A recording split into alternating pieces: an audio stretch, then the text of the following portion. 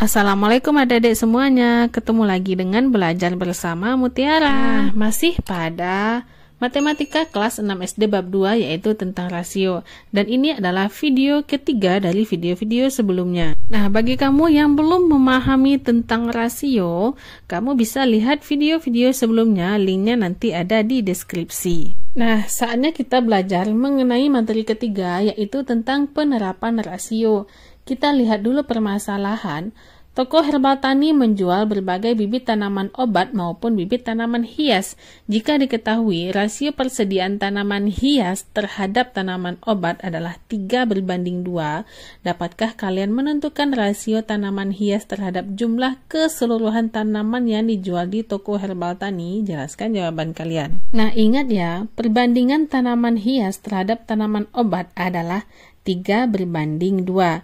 Jadi, jika dimisalkan jumlah tanaman hias yang dijual sebanyak 3 dan tanaman obat sebanyak 2 tanaman, maka jumlah seluruh tanaman yang dijual adalah 5 tanaman. Sehingga rasio tanaman hias terhadap jumlah keseluruhan tanaman adalah 3:5.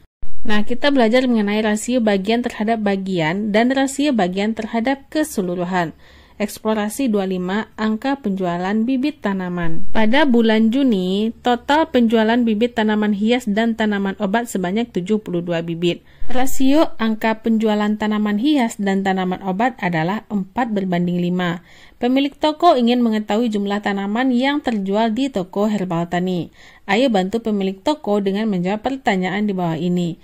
Yang A, jenis tanaman apa yang lebih banyak terjual? Jelaskan. Lihat perbandingan tanaman hias berbanding tanaman obat adalah 4:5. Perbandingan ini lebih besar adalah tanaman obat, sehingga yang lebih banyak adalah tanaman obat karena rasio angka penjualannya lebih dari rasio tanaman hias. Yang B, berapa rasio jumlah tanaman hias yang terjual dengan seluruh tanaman? Rasionya tadi tanaman obat dan tanaman hias adalah 4:5. Total tanaman yang terjual kita jumlahkan 4 ditambah 5 sama dengan 9. Sehingga rasio jumlah tanaman hias yang terjual terhadap seluruh tanaman adalah 5:9. Yang C, berapa rasio jumlah tanaman obat yang terjual dengan seluruh tanaman? Berdasarkan jawaban pada soal nomor B, rasio jumlah tanaman obat yang terjual terhadap seluruh tanaman adalah 4:9. Yang D, berapa jumlah tanaman hias dan tanaman obat yang terjual? Kita simak penjelasan berikut. Rasio angka penjualan tanaman hias dan tanaman obat adalah 4:5. Untuk total tanaman yang terjual, itu rasionya kita jumlah 4 ditambah 5 sama dengan 9. Total semua tanaman yang terjual, yaitu tanaman obat dan tanaman hias, keduanya adalah 72 bibit. Nah, kita ketahui 72 bisa kita peroleh dengan mengalikan 9 dikali 8. Jadi untuk mengetahui berapa tanaman obat dan berapa tanaman hias yang terjual, kita kalikan dengan 8. Untuk tanaman hias, 4 dikali 8 sama dengan 32.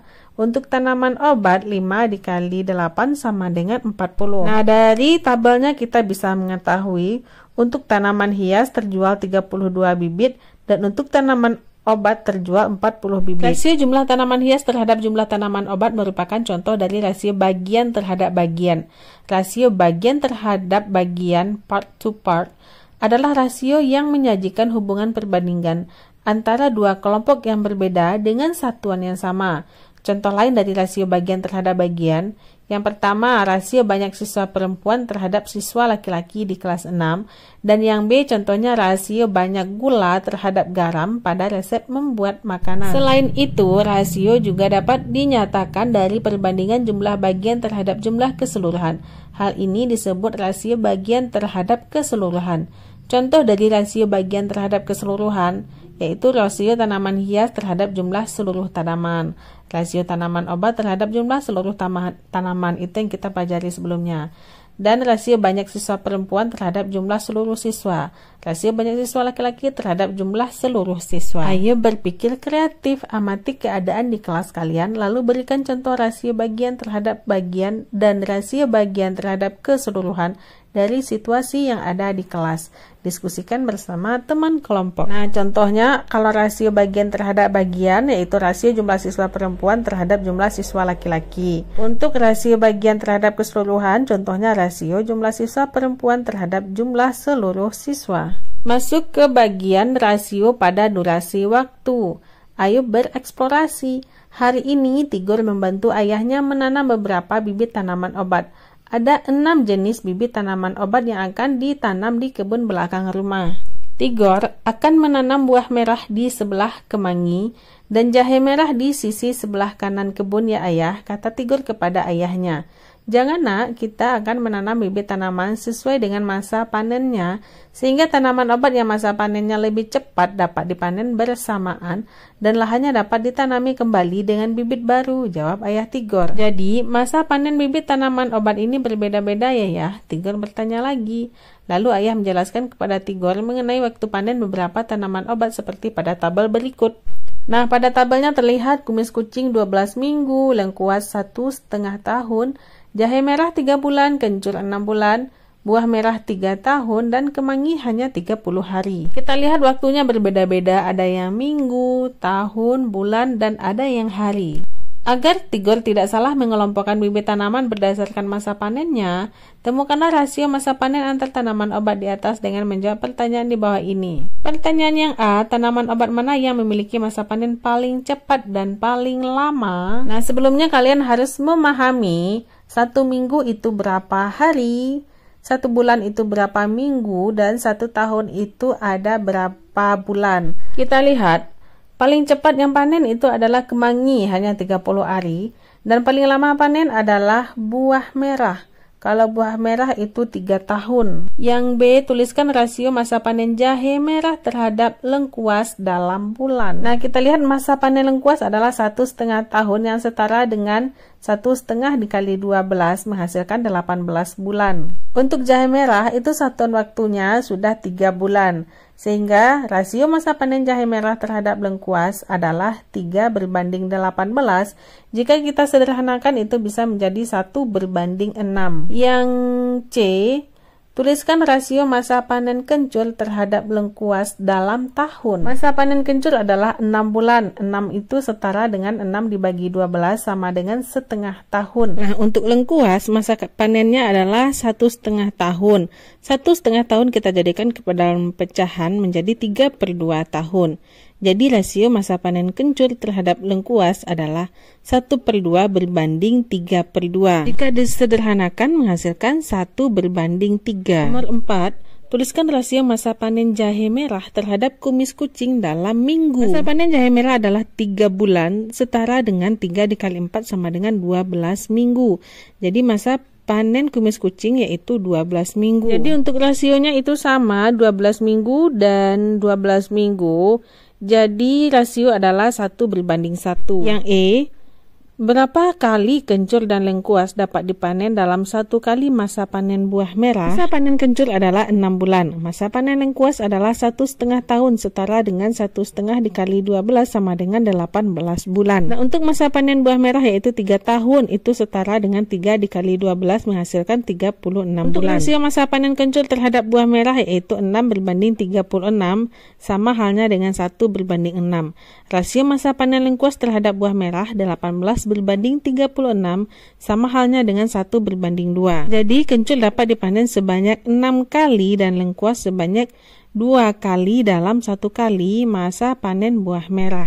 Untuk menentukan rasio yang terkait dengan satuan waktu, maka satuan waktu digunakan pada besaran rasio tersebut harus sama. Contoh, satuan waktu hari dibandingkan dengan satuan waktu hari juga, bukan dengan satuan tahun. Nah, di sini simak hubungan satuan waktu berikut ini.